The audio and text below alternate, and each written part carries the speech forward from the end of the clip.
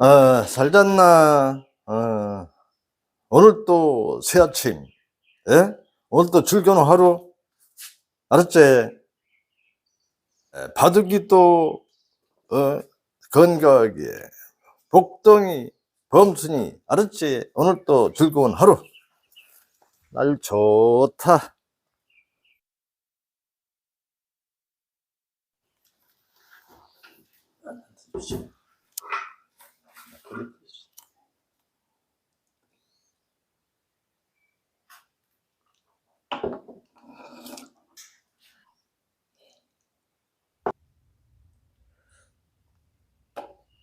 이제 눈 떠보세요. 예, 예.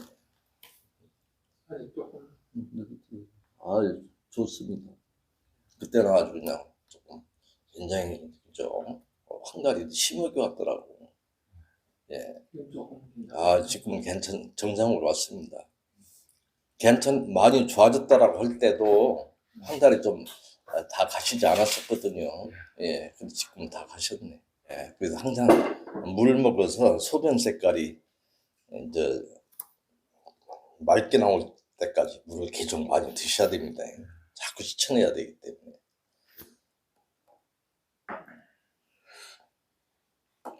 정신적인 고뇌가 굉장히 최고의 건강의 적이에요. 정신적인 고뇌가 있는 상황에서 아무리 좋은 거 먹고 생활한다 하더라도 별로 효과를 못 봐요. 옛날부터 하는 얘기가 있지 않습니까? 간 나쁜 사람들 빚지지 말라 하는 얘기가 있거든요. 빚 걱정하지 않습니까? 경기 돈 걱정하잖아요. 그러면 몸이 많이 망가져요. 이 한국의 언어에 보면은 우리 인체에 관련된 언어가 굉장히 많지 않습니까? 예를 들어 가지고 애간장이 녹는다. 예? 아이고 간 떨어지겠네. 뭐 간담이 서늘하네. 쓸개 빠진 놈, 실없는 놈 그런잖아요. 그게 다 이치가 있는 얘기예요. 실제로 그 쓸개를 수술하잖아요. 없으면 사람이 실없어진답니다. 다 영향을 받는 거기 때문에. 근데 어떤 또 애간장이 녹잖아요. 뭐 자식이 그냥 뭐 그죠 어떤 위기에 닥쳐가지고 엄마 마음이 애간장 녹잖아요. 장이 녹아요. 환장하겠네. 그건 뭐냐면은 장이 뒤집어지는 거예요. 장이 뒤집어지는 거예요. 장이 뒤집혀져요. 장이 달라붙는답니다. 사람이 그냥 막 그냥 몸 달아가지고 있지 않습니까? 부모 얘가 자식이 잘못되는 그런 상황에서 봤을 때 있지 않습니까? 실 예가 있어요. 옛날에 다방에 무장 탈련병이 손님들을 인질로 잡고 경찰과 대치되는 상황이거든요. 그건 거기에 3대 독자가 하나 있어. 엄마가 그걸 지켜보고 있어. 3대 독자를 어렵게 하던 귀한 아들이 죽을지도 모르지 않습니까? 근데 거기서 있다가 한 번씩 경찰하고 대치하면서 그 인질이 요구 조건을 안 들어줬을 때 총을 한 방씩 쏘거든요. 한 명씩 죽이겠다. 총소리가 나잖아요. 그럼 엄마가 그 마음이 그죠? 조마조마하고 환장하겠는 거예요. 그죠? 그러다가 총소리 빵 나니까 죽어버렸어. 예? 그러면 그걸 해부러보면 장이 뒤집혀져서 있어요. 장이 달라붙어 있고요. 아이고, 간 떨어지겠네. 아이고, 뭐, 애 떨어지겠네. 뭐, 간담이 서늘하네. 그러니까 이 간하고 이 담이 조금 어떤 여러 가지 충격적인 그런 부분이 있지 않습니까? 고뇌라든 그렇게 되면 당장이 서늘해지는 거죠. 그게 당장. 그걸 가지고 망가지는 거죠. 네, 그렇죠. 스트레스라든가 그런 부분이 굉장히 중요하죠. 그래서 그때 호흡 받아가지고 거기서 내시는 분석 검사를 하게 되면 독성이 굉장히 검출되잖아요. 웃음요법이라든가 뭐 그런 게 굉장히 많이 유행하고 억지 웃으라도 웃어야 되고 있지 않습니까? 시시허허면은 20초 이상 가짜 웃음을 웃게 되면은 우리 몸은 진짜 웃음으로 받아들인다는 거예요. 그러니까 가짜 웃음이라도 웃고 나면은 기분이 후련한 경험이 있습니다.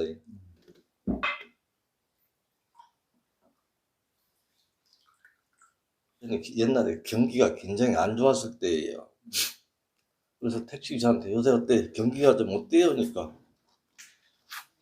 남들은 뭐 그렇게 안 좋다라고 하는데 나는 뭐 잘 모르겠습니다 그러더라고요. 아 그래요? 수입이 옛날하고 뭐 차이가 없어요? 난 옛날보다 오히려 나아요 그러는 거예요. 그러면서 그 사람 스스로가 나는요 아침에 나올 때부터 항상 소위 말하는 긍정 마인드지. 항상 하루 수입이 많든 적든 내 하는 일에 대해서 보람을 가지고 즐겁게 생각을 하고 항상 그런다라는 거예요. 그래서 오늘 손님이 뭐 마음이 들고 안 들고 떠나서 항상 내 차 타고 이렇게 예? 손님을 위해서 운행하는 게 얼마큼 즐거운 일이냐는 그런 생각을 가지고 항상 하루 일과가 그냥 즐거운 마음으로 한다라는 거예요. 실제로 자기는. 그러니까요. 수익이 더 많다.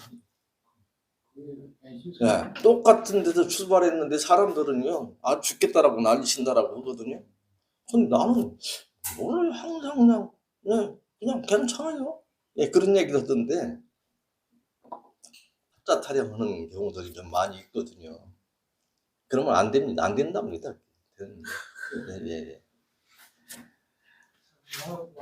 예, 이게 어려운 부분이긴 한데 그래도 일단 자기한테 전혀 득되지 않는다라는 거예요.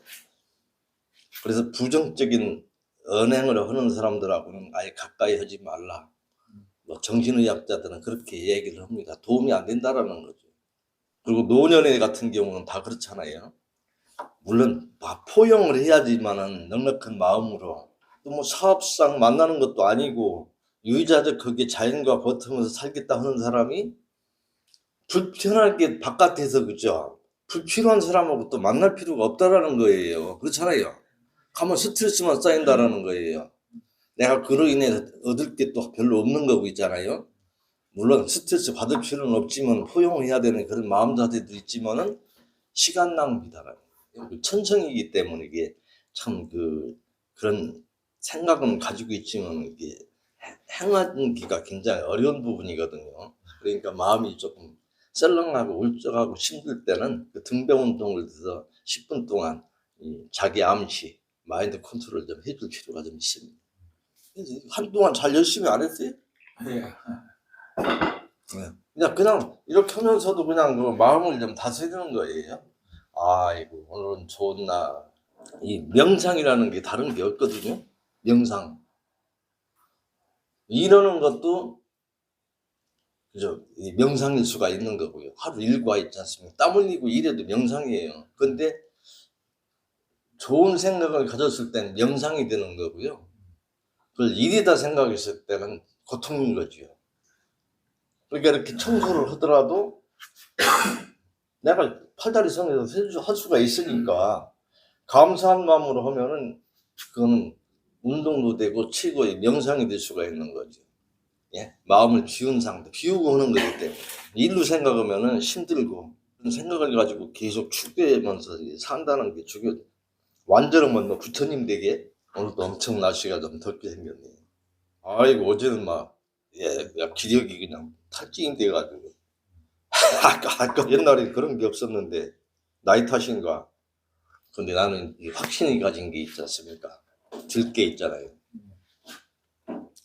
들깨만 먹어도 살아가겠더라고. 내가 먹어보니까 칼로리도 높은 데다가 영양적 가치. 막 내가 오래간만에 TV를 한번 봤거든요. 세상에 이든지 내가 앞으로 참기름을 엄청 많이 먹는 사람이 있더만 세탁소 하는데요. 냉면에다가도 참기름을 타고 가가지고 참기름 좀 반병을 부어가지고 먹더라고. 일단 볶아서 짜잖아요, 그죠?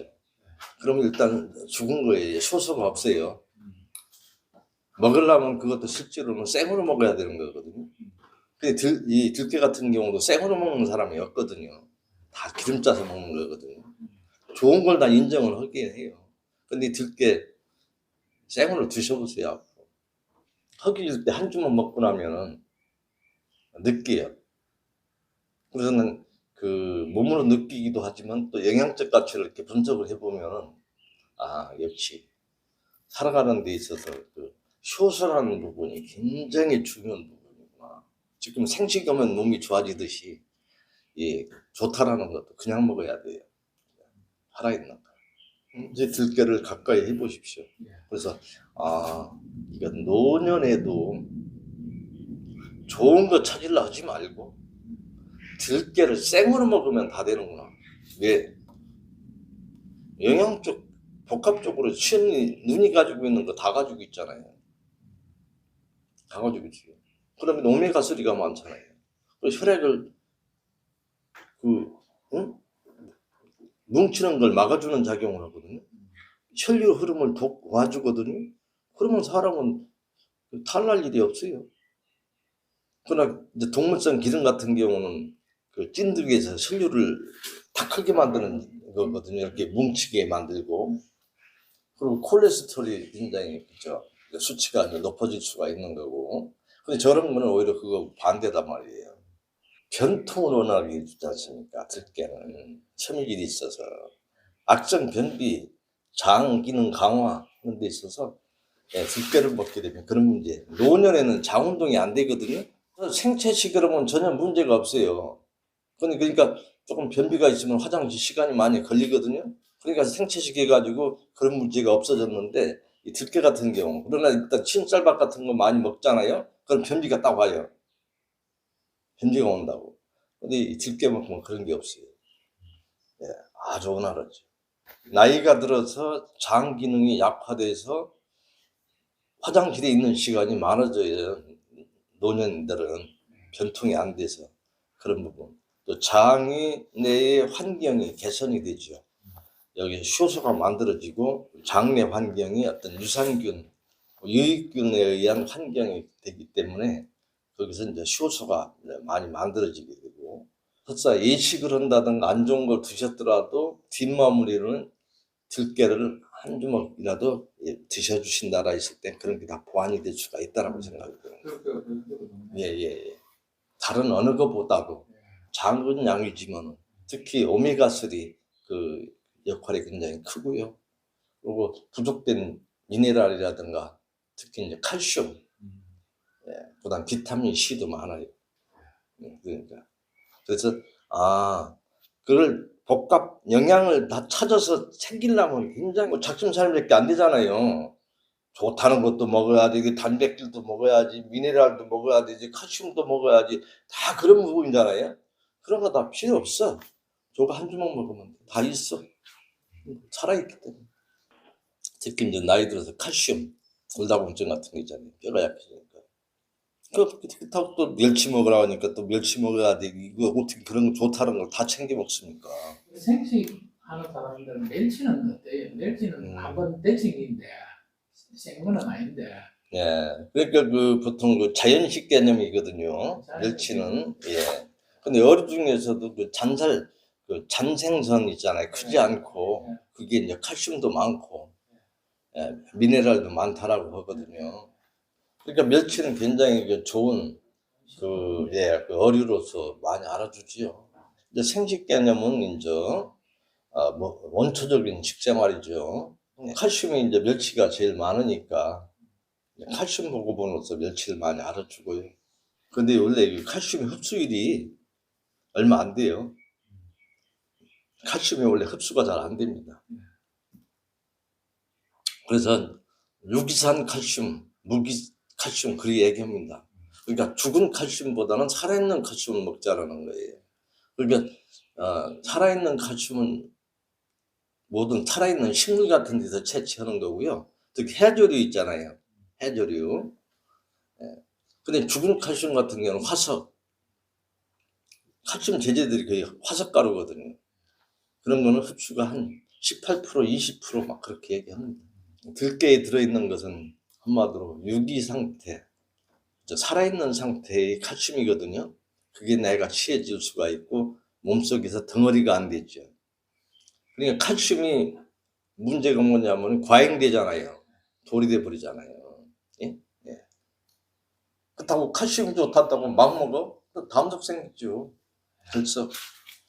예, 석회질하고 이렇게 예, 수산 성분하고 이렇게 하면 칼슘하고 완전히 결합이 돼 버려요. 그러면 돌이 돼요. 그러니까 저런 것은 절대 그런 염려가 없거든요. 이렇게 분리가 되기 때문에 예, 다 청소가 되죠. 다 생야채 같은 경우는 없습니다.